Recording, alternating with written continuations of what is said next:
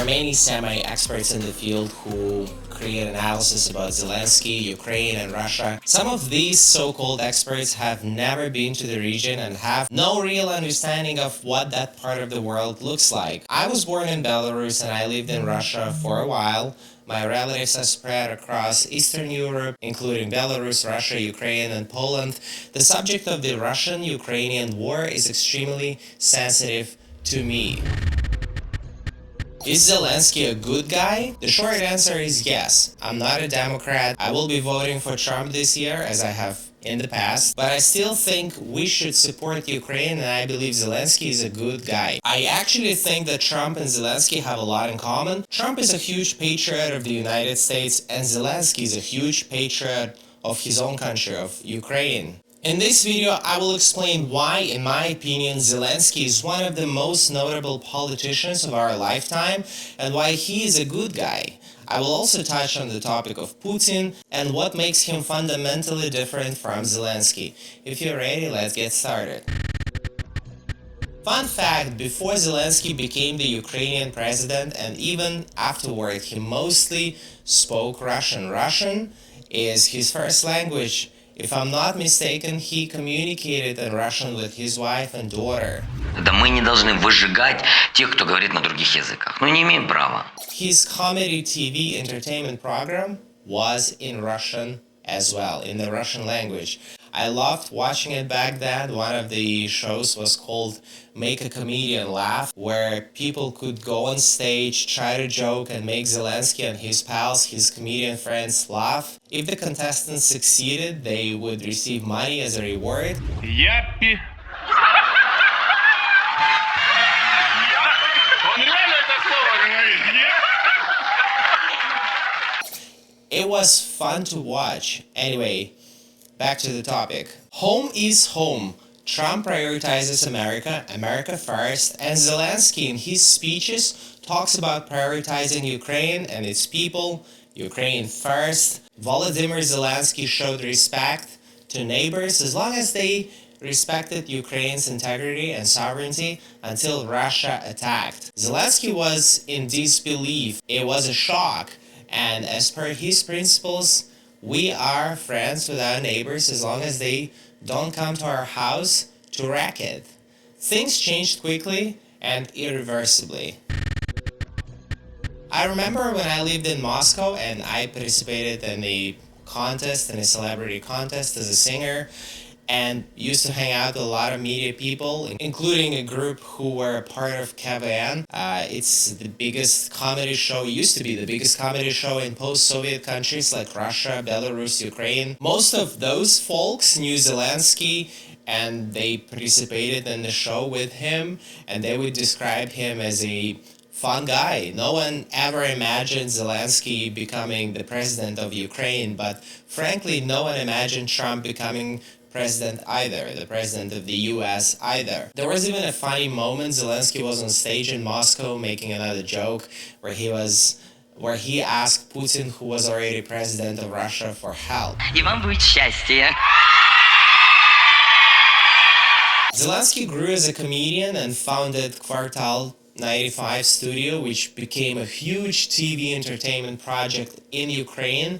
Volodymyr became well established in Ukraine, reaching the pinnacle of his success in a way. I don't think he wanted to become a politician. The pivoting point came with the TV show Servant of the People. It was a TV series where Zelensky played the main protagonist, a regular high school teacher who, in an empty classroom, he thought the classroom was empty, criticized the government, saying politicians are corrupt and only care about themselves. Meanwhile, a student secretly recorded that speech through a window and later uploaded the video on YouTube, where it went viral on social media. Петрович, ну чё ты? Надоело уже. Такие вот здесь, понимаешь? Теперь, сука, они заставляют детей будки ваши, блядь, строить. Знаешь, почему у нас жизнь собачья? Да потому что мы свой выбор с тобой. Начинаем в будках. Понятно? А выбирать-то не из кого. In that TV show, the plot revolves around the humble teacher who understands the struggles of ordinary people. They were so inspired by him that they urged him to run for president of Ukraine, and he won. I watched that show myself, and it was a lot of fun. Zelensky's character was depicted as a humble and honest guy who was much needed to fight corruption and rebuild the country, and it was also funny. It was a funny show. The show resonated with people because it included elements of ongoing problems in Ukraine, including corruption. Мы застряли в неофеодализме. Мы отстаем от всего цивилизованного мира минимум на 50 лет. Это судьба страны, а не часть. And so that show was massive success. When the show ended, reporters asked Zelensky if he shared his character's views and values, and he obviously said yes, which is why I believe Volodymyr Zelensky was peer pressured to become the president of Ukraine in real life. Real life is not a TV show. Volodymyr made mistakes, and many Ukrainians had mixed feelings about Zelensky's policies and management style when he became the president. However, he eventually became a hero when he stayed with his country during the attack on Ukraine. He truly and undoubtedly proved that he is a patriot of his country.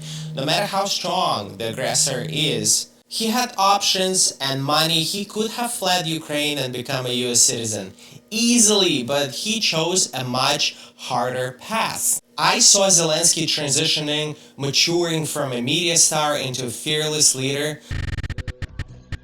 Now, some might say that Ukraine was a CIA project and the country should not exist, which sounds pleasant to Putin's ears. I'm pretty sure a lot of Russians like hearing that as well. As someone who knows Russia, Belarus, and Ukraine well enough, such statements, especially from people who have never dealt with dictators, are offensive and disrespectful. Zelensky became president in a democratic, honest way, like Lukashenko, who re-elected himself multiple times, or Putin. Zelensky chose to lead his country out of love for it, and people voted for Zelensky. Speaking of influence, don't be narrow-minded. Influence is everywhere, everywhere. The US was a British colony, North Korea was established under Soviet military occupation, and other nations have been influenced by others throughout history.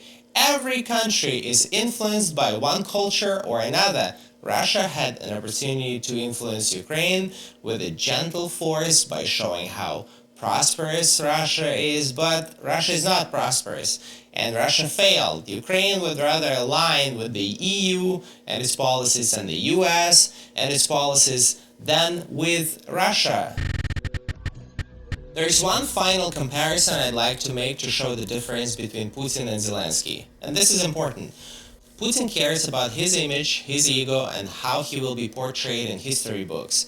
He doesn't care about his people, or at least he doesn't care enough. Just to give you an example, in August of 2000, when the Russian submarine Kursk sank after an explosion, Putin initially refused international assistance to rescue the trapped sailors, driven by concerns over national pride. By the time Putin accepted foreign help, it was too late. All 118 crew members had perished, leading to widespread criticism of Putin's handling of the crisis. Tell me, what happened with the submarine?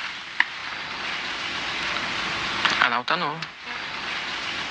Now, in August, September 2024, exactly 24 years later, around the same region, it's Kursk again, but this time it's the region of Kursk, not the submarine. We see an incursion from the Ukrainian side, and Russia faces a war at its doorstep. You would expect the president of Russia to extinguish the fire by sending maximum troops to push the Ukrainians out, but no, Putin doesn't do this. He is more concerned about his image than his own people. He is not pulling forces from Ukraine to protect Russia. Instead, he continues the offensive in Ukraine, afraid of being humiliated in the eyes of others. Volodymyr Zelensky is the polar opposite. Polar opposite. He cares less about appearances. He can humble himself to receive foreign help. He can even humiliate himself if he needs money for Ukraine and money to protect Ukraine. He can wear t-shirts and sweatpants instead of fancy suits. Zelensky's approach is people first, whereas Putin's is looks first. Unfortunately, a lot of people, especially in the United States, don't see that, and I hope that I managed to provide you with at least some information. I hope the Ukraine-Russia war will be over soon. It benefits no one. We live in times where conflicts can be resolved peacefully, and I hope Zelensky has enough courage to lead his country to prosperity. If you have thoughts on the subject, feel free to share them in the comment section. I am done for now. Ivan KB out.